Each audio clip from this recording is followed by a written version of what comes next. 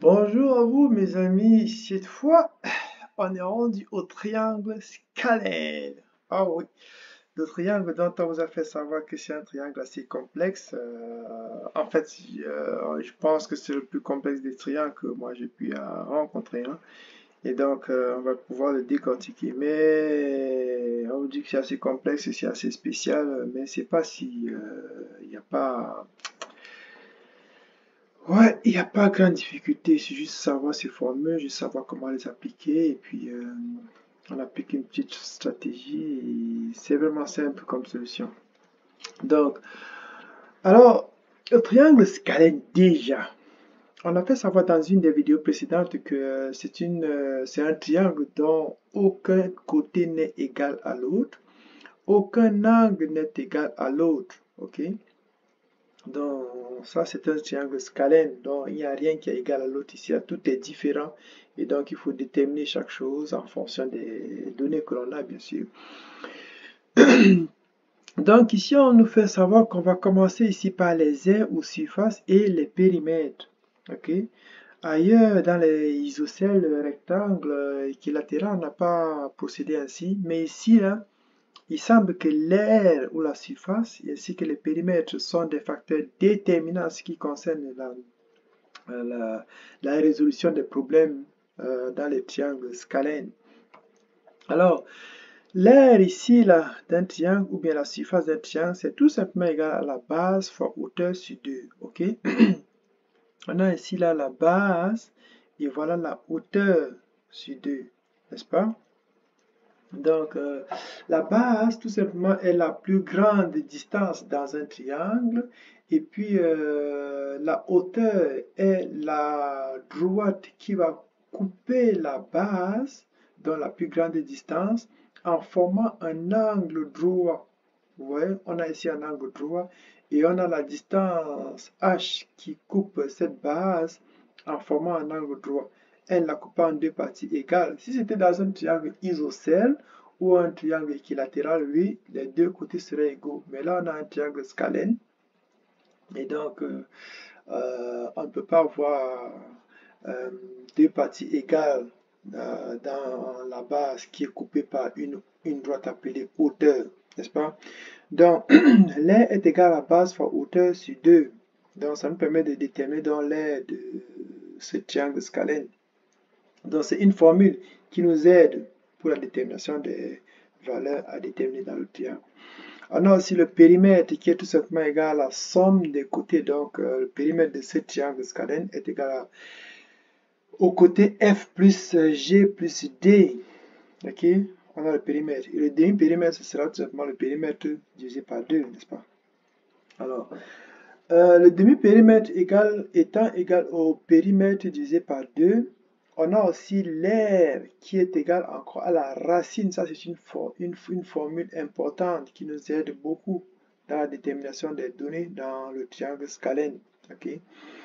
Tellement, c'est pas facile de déterminer des données il a fallu qu'on passe par le périmètre, le demi-périmètre et puis l'aire de ce triangle. Et ça nous aide beaucoup à déterminer les côtés qui peuvent être la hauteur qui peut être un des côtés ou bien l'air encore. Ok? Donc, en sachant ces formules de l'air, du demi-périmètre, du périmètre, on est déjà sur le bon chemin pour pouvoir trouver des autres données manquantes. Alors, l'air ici est égal déjà à la base fois hauteur sur 2. C'est encore égal au demi-périmètre. DPCMI pour demi-périmètre facteur de ou alors multiplié par le demi-périmètre moins le côté D, qui est ce côté D, facteur de ou encore multiplié par le demi-périmètre moins le côté A, moins le côté F, je veux dire, qui est ce côté F, ok, qui multiplie encore par le demi-périmètre moins le côté G, qui est ce côté G. Ça va? Donc, l'air est encore égal à la racine du demi-périmètre moins le demi-périmètre moins D, facteur du demi-périmètre moins F, facteur du demi-périmètre moins G. C'est bon? Ça, c'est très important. Alors, on passe par un exemple déjà, ok? L'exemple, nous ici, là, on a un triangle scalène dont tous les côtés sont donnés. On a la base qui est 13, un côté de 10, un autre côté de 7. C'est bon? Et donc, il va falloir déterminer les angles A, B et C. Alors, pour déterminer les angles A, B et C, il faut trouver la hauteur de ce triangle scalène. La hauteur de ce triangle scalène, c'est déjà facile à tracer. Voilà ça qui est placé. Il faut toujours qu'elle coupe le sommet de ce triangle dans la rencontre des deux droites ici. Et elle coupe la base qui est ici 13 à distance AB en deux en formant un angle droit. Ça va pas être en deux parties égales, mais ça va être en deux, mais en formant un angle droit à un moment donné. Donc la hauteur nous permettra de trouver les angles de ce triangle scalène.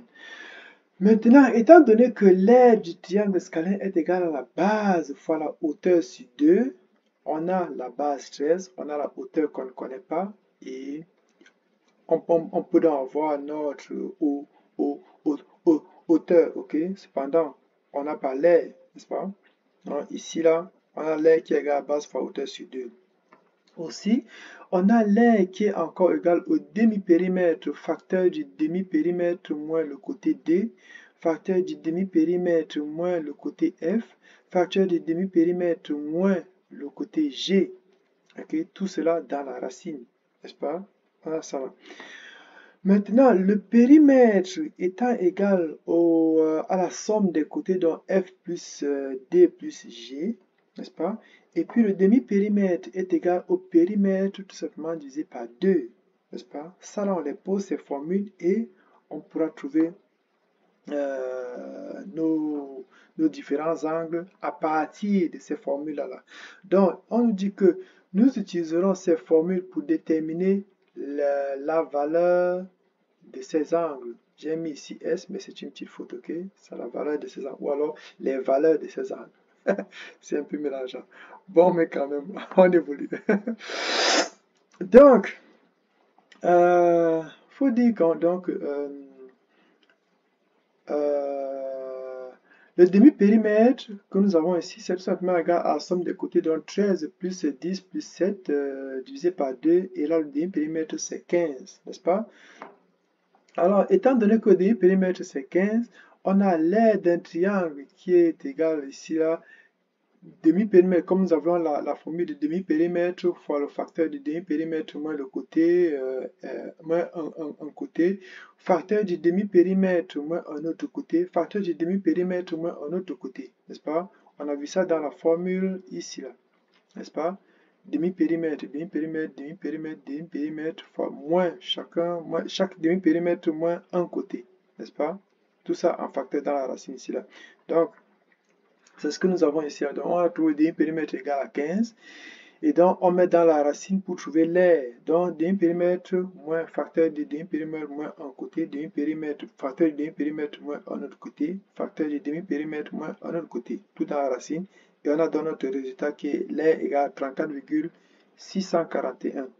C'est bon, ça c'est l'aire. Maintenant, étant donné que l'aire a deux formules, la formule du demi-périmètre et la formule de la base fois hauteur sur 2, on peut trouver facilement notre hauteur, n'est-ce pas? On va trouver que l'aire égale à 34,641, n'est-ce pas? Ici, on a la base qui est 13, et on a 2, et puis il nous manque juste la hauteur, c'est égal à quoi? Et cette hauteur que nous trouvons, c'est ça qui va nous permettre de trouver les autres données manquantes dans le triangle scalène. Parce qu'on aura ici un triangle rectangle et un autre triangle encore rectangle, n'est-ce pas? Ce sera facile. Donc, à peu près ça là. Alors, étant donné que base fois hauteur sur 2 est égal à 34,641 qui est l'aire, on va tout simplement trouver notre hauteur facilement. Vous savez manipuler ces formules-ci là. B fois H est égal à 2 fois 34,641, n'est-ce pas? Alors, H est tout simplement égal à 2 fois 34,641 sur B, et ce B qui est égal à 13, n'est-ce pas? Alors, on trouve notre H est égal à 5,329. h égale à 5,639 égale, c'est la hauteur, n'est-ce pas? Donc, on a déjà trouvé notre hauteur, n'est-ce pas? Maintenant, on passe, j'ai écrit ici la triangle 1. Ici, là, c'est le grand triangle, ok? Et le triangle 2 sera le petit triangle, ici, là, ok? Donc, maintenant, le sinus de A, ce sinus de A, parce que j'ai envie de déterminer cet angle-ci. Sinus de A étant donné que j'ai la longueur et j'ai ici l'hypoténuse, ok? Si je considère ce triangle-ci là comme ça là, ça dit que cette distance de AC et puis H et puis ce côté-ci là. Ok, donc j'ai ce triangle-ci, là, là, qui est un triangle rectangle, ok, avec un angle droit ici là, ok, une hauteur, l'hypoténuse que je connais ici qui est 10, et j'ai envie de déterminer l'angle ici là, l'angle A, ok. Alors, sinus de A est égal à H sur 10, ok, ça dit côté opposé sur hypoténuse, n'est-ce pas? Hypoténuse qui est 10 et le côté opposé H. Donc, c'est facile. H, c'est la distance qui avait été déterminée 5,329, qui est ça, 5,329 égale à H sur 10, ça vous donne 0,5329. On a mis 4 chiffres après la virgule, bon, mais c'est le 10 millième là. Donc, maintenant, A est égal au sinus moins 1, n'est-ce pas? Sinus moins 1 de 0,5329. Alors, vous tapez sur votre calculatrice, sinus moins 1 de 0,5329 et vous trouvez que A est égal à 32,20. Donc, l'angle A, c'est 32,20. D'accord? Ça a déjà été donné. Maintenant, on va passer à l'autre triangle, au petit triangle. Vous voyez le petit triangle qui est là, là, là, dans 7 et ce côté et le côté H. Ok, on a le côté H, on a le côté 7 qui est l'hypoténuse et puis on va trouver la valeur de B. C'est bon, de l'angle B. Alors, sinus de B est égal à H sur 7 qui est égal à 5,329 sur 7 qui est égal à 0,761. Alors, B, la valeur de B est sinus moins 1 de sinus moins 1 de 0,761 et donc on a notre B donc, qui est égal à 49,578 degrés. Ok, ça c'est la valeur de B, 49,578, c'est bon. Donc ça c'est l'angle B. Alors, étant donné qu'on a déjà l'angle B, l'angle A et l'angle B, on sait que la somme des angles dans un triangle c'est 180 degrés. Fait que c'est facile de déterminer l'angle C. Alors, la somme des angles égale à 180 degrés.